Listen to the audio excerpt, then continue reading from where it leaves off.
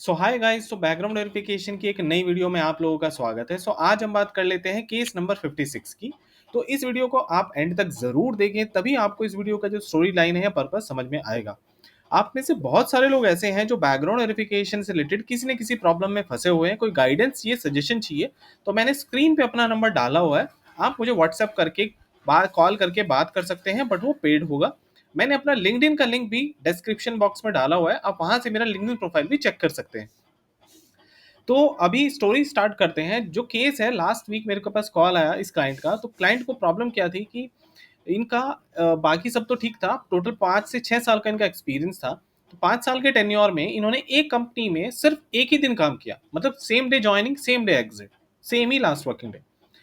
तो इन्होंने क्या किया, इनको कोई अच्छा ऑफर मिल गया था, तो इन्होंने सेम डे ज्वाइनिंग किया और वहां पे छोड़ दिया। मतलब ज्वाइनिंग फॉर्म भरे, 2-3 घंटा रुके और आ गए।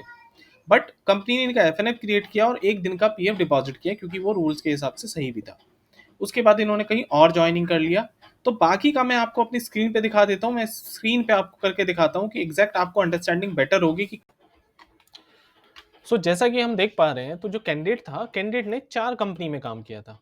तो फर्स्ट कंपनी में अगर हम देखें, तो कैंडिडेट ने ज्वाइनिंग किया था जन 2021 में और नवंबर में छोड़ दिया था। तो ऑलमोस्ट हम कह सकते हैं कि ऑलमोस्ट ईयर, यानी कि 11 महीने काम किया, 11 मंथ्स काम किया। उसके बाद उन्होंने सेकंड कंपनी में ज्वाइनिंग किया, यहाँ भी कोई प्रॉब्लम नहीं था उनका। यहाँ भी ऑलमोस्ट ईयर उन्होंने काम किया। इसके बाद क्या हुआ, इनके पास 2 कंपनियों से इनका डिस्कशन चल रहा था। लेकिन ये जो फोर्थ कंपनी है, इसने अभी कंफर्मेशन नहीं दिया था इनको, ना ही कोई ऑफर लेटर दिया था, ना कुछ था। तो इन्होंने थर्ड कंपनी को ज्वाइन कर लिया था, क्योंकि इनको नहीं कंफर्मेशन था कि हाँ भाई, ये फोर्थ कंपनी करेगी या नहीं करेगी, क्योंकि इस कंपनी ने सबसे पहले ऑफर लेटर दिया था और यहाँ पे ये काम रेजिग्नेशन कर चुके थे अपनी सेकंड कंपनी में। तो इन्होंने जब यहाँ पे ज्वाइनिंग के लिए गए, तो जिस दिन ये ज्वाइनिंग के लिए गए, उसी दिन इस फोर्थ कंपनी ने इनको अच्छा ऑफर भी दिया और कंफर्म भी कर दिया, ऑफर लेटर भी आ गया। क्योंकि इनकी ड्रीम कंपनी थी फोर्थ कंपनी, तो ये इसको ज्वाइनिंग करना चाहते थे। तो इन्होंने यहाँ पे सेम डे रिजाइन करके ये यहाँ से छोड़ दिया। इन्होंने ये जैसे ज्वाइनिंग किया, फॉर्म फिल किया और 2-3 घंटा रुके, उसके बाद रिजाइन करके वापस आ गए। हालांकि इन्होंने एचआर को इन्फॉर्म किया था, एचआर ने भी इनको बोला था कि कोई प्रॉब्लम नहीं है। उसके बाद ये फोर्थ कंपनी में आ गए। लेकिन अभी फोर्थ कंपनी में तो लास्ट 3 ईयर से काम कर रहे थे, कोई प्रॉब्लम नहीं है। बट अभी ये जॉब चेंज करना चाहते हैं और नई कंपनी में इनका ऑफर का डिस्कशन चल रहा है। तो वहां पे इनको कंफ्यूजन ये हो रहा था कि ये जो 1 डे का जो सिनेरियो है, क्योंकि इस कंपनी ने क्या किया, उनका एक दिन का एफएनएफ बनाया और उनका पीएफ डिपार्टमेंट में उनका पीएफ भी डिपॉजिट किया एक दिन का, या जो भी मिनिमम अमाउंट होगा। उसके बाद क्या हुआ, अब जब ये अपना पीएफ हिस्ट्री चेक कर रहे थे, तो इनको डाउट हुआ कि कहीं नई कंपनी मेरी हिस्ट्री तो नहीं चेक करेगी, और चेक करेगी तो उनको मैं क्या जस्टिफिकेशन दूंगा। तो देखिए, जस्टिफिकेशन बहुत ही सिंपल है कि आपके पास 2 कंपनियों से ऑफर था, आपने इस कंपनी को रिजाइन किया और दूसरी कंपनी ज्वाइन कर ली। लेकिन मैंने उनको ये भी रिकमेंड किया कि आप इस कंपनी से ये चेक कर लीजिए, यहाँ पे आपका एफएनएफ कंप्लीटेड होना चाहिए, यानी कि थर्ड कंपनी में हमारा FNF full and final settlement complete होना चाहिए।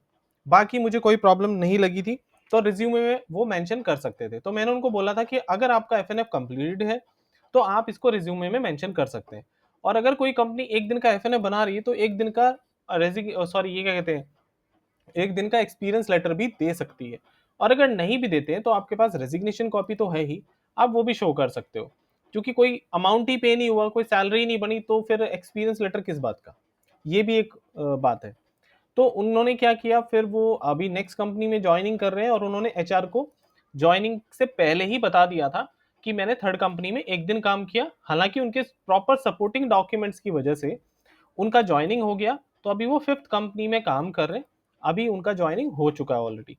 तो ये केस का जो कंक्लूजन यही है कि आपकी भी अगर कोई भी ऐसी कंपनी है जिसमें आप एब्सकॉन्ड हुए हैं, या किसी कंपनी में आप टर्म मतलब आपने छोड़ दिया है, या आपका बहुत शॉर्ट टेन्योर था जिसका आपने एक्सपीरियंस लेटर नहीं लिया है, और आपको लग रहा है कि आपके बीजीवी में कोई प्रॉब्लम तो नहीं है, और क्योंकि नॉर्मली 5-6 साल 10 साल का अगर आपको एक्सपीरियंस है, तो प्लीज आप ये कोशिश करें कि पुरानी जितनी भी कंपनीज है जहां पे आप एब्सकॉन्ड हुए थे या शॉर्ट टेन्योर में रिजाइन किया था, अपना एफएनएफ जरूर कंप्लीट करें।